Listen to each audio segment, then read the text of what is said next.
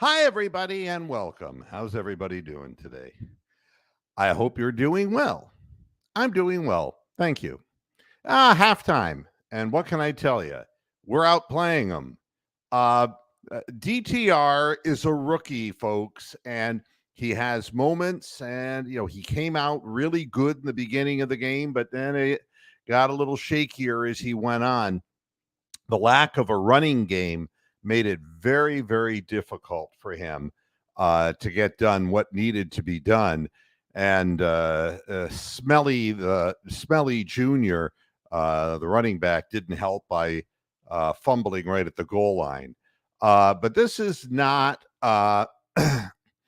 anything bad to say about the Browns. The fact of the matter is, not only did they outplay them, if everybody was looking for the DTR story, the DTR angle, uh, the real angle that we're seeing is guys fighting for their professional lives. And guys like Diabate, who's all over the field, is playing his ass off. He's going to make this team on special teams, if nothing else, just sheer effort. Um, and I think that's always a great story, although it's always an undertold story. And I've never really understood uh, why it's that way, because just making a roster is a big deal to a lot of these players. Another thing is that the pass protection has held up, and it's given DTR the opportunity to find open men, and when there isn't anybody open, he has the opportunity to survey the field. So that's really good news. Defensively, Schwartz has these guys playing, and they're playing hard. And there is a significance to this because after the first workout and practice with the Eagles, which the Browns dominated, and the Eagles came back with a fury in the second practice, a lot of the Browns were upset about what they said, were cheap shots. There's no crying in football. And it bothered me to see the players complaining about this. But they came out tonight and they had an answer, and they're playing hard. They're going after the quarterback. They're going after the ball. They're stripping people. They're covering the receivers. They're playing physically. There is nothing bad that I have to say. I mean, no, we don't score in the red zone, and it wasn't Stefanski this time. It wasn't the quarterback. It was the running back. Other than that, you can't cry about Cade York. He's made 2 field goals, one 43 yards, the other 37, I believe.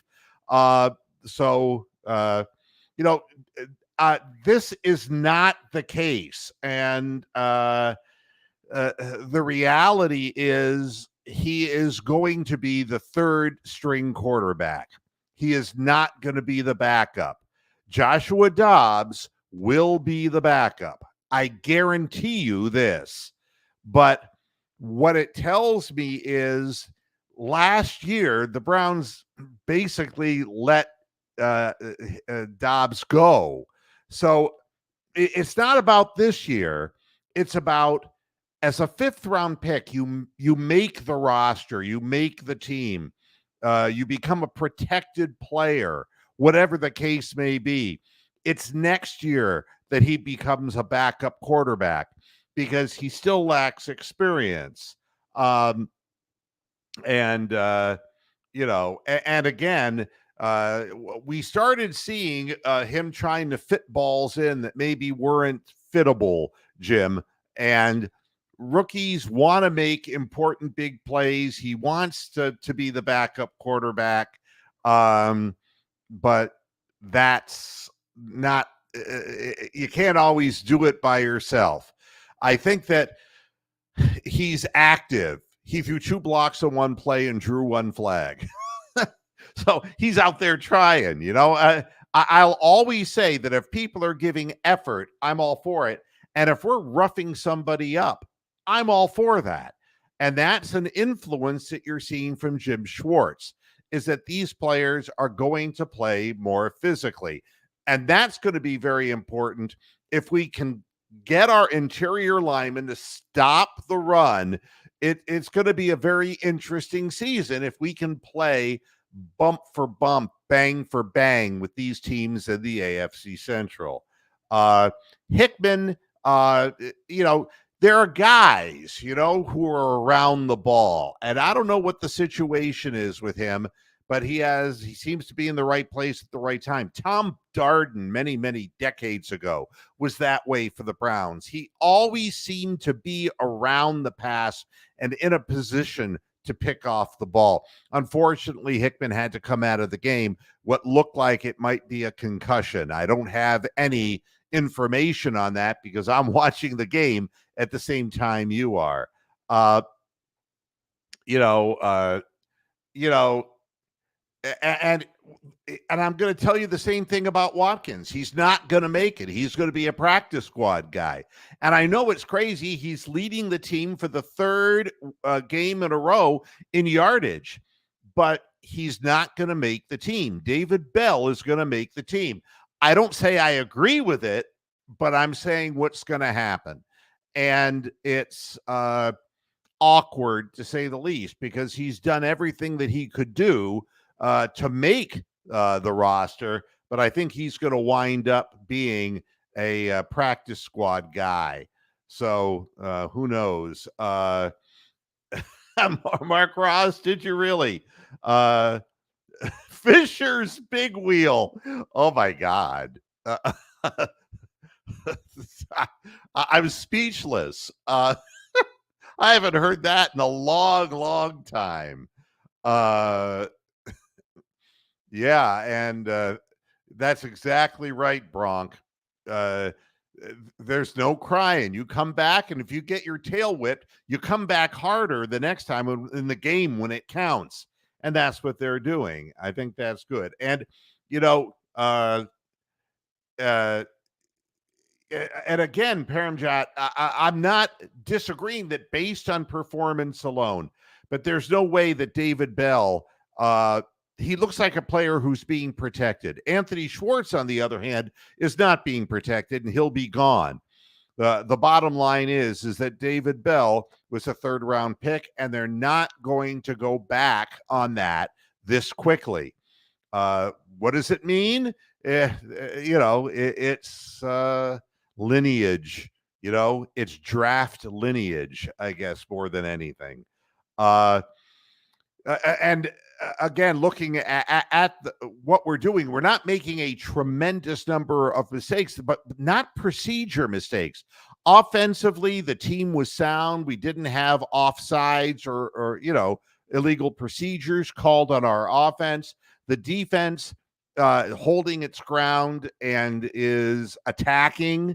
I love to see that the two corners or safeties blitzing. That was kind of cool. Diabate almost got the sack, and the other guy swooped in, and I'm not sure who that player was because my memory isn't what it used to be. I'm trying to put a number and then a name to a number. But getting that sack, that's always good stuff. And Jim, you know, it's not that I feel bad about David Bell. David Bell has caught the ball that are thrown to him. It's not like he's got a case of the dropsies. He just doesn't necessarily get downfield very far and get a lot of separation. Watkins, on the other hand, is slippery and seems to be able to get down the field and make adjustments to the passes. It'll be interesting to see exactly what happens, but he does. He reminds me of Keenan McCardell, like we were talking about on the last Moohead show. All he does is he catches what's thrown to him. And I'm referring not to David Bell. I'm referring to Watkins. And Double P, Dimitri is okay. I mean, he's got good hands to catch punts. And my problem with him is that he has a habit of trying to go outside, and he doesn't have the speed in the NFL to do that. He has to be crafty and more north-south, and he's not big enough to carry people. So I just don't see him as a primary threat running the football. And I know we're looking for a number 2 running back. I don't yet see one. And that becomes a problem. And a guy who's versatile like Demetric Felton, I'm not sure that that's what we need when we're one injury away at running back from having nothing back there whatsoever. Uh, the refs are always awful. What can I tell you? Uh, so, uh, yeah, and this is exactly the case. And this is the lineage issue. That's great, Jim. The 49ers, the Buccaneers, the Saskatchewan Roughriders, the Memphis Showboats, and the Birmingham Stallions. My goodness. But he is catching everything that's thrown his way. These people are just, trying to latch on to make a team. And it was no different than Keenan McCardell. He was a practice squad player too. So it happens. Just the stats that I saw before the aborted last drive, under 60% completions for DTR. Things really slowed down for him in the second quarter of the game. But overall, he handled a road situation where fans want to see their team win in the worst kind of way after getting so close last year.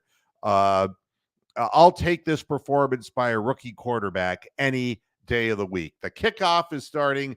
No post-game show. This is preseason, but I will do what I can to put together a show for you tomorrow. Thanks a lot for watching at the half, and let's have a good time watching Kellen Mond make a fool of himself.